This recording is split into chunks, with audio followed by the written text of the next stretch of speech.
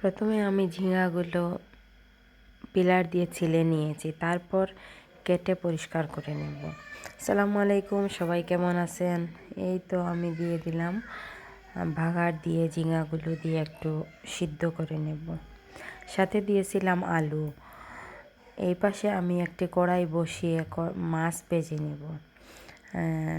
আমি সব সময় কড়াইয়ের মধ্যে মাছ ভাজি, কারণ মাছ যখন কড়াইয়ের মধ্যে ভাজবেন তখন দেখবেন যে এই যে তাওয়ার মধ্যে মাছ ভাজার পর বা ফ্রাই প্যানে চুলার চতুর্দিক বা চারিপাশ ভরে যায়, মানে তেলের ছিটা পড়ে। এইরকম কড়াইয়ের মধ্যে মাছ ভাজলে চুলা টুলা কিচ্ছু ভরে না, পরিষ্কার থাকে। এই জন্য আমি সবসময় কড়াইয়ের মধ্যে মাছ ভাজি। তো এক পাশে আমি মাছ ভাজতেছি আর এক পাশে আমার তরকারি হচ্ছে। তো আমি ঝিঙ্গার মধ্যে দিয়ে দিলাম আমার মাছগুলো একে একে সব।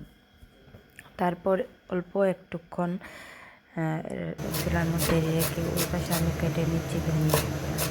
শীতের তরকারির মধ্যে ধনিয়া পাতা না হলে এটা একটা অন্যরকম টেস্ট থাকে এই সিজনের পাতাগুলো।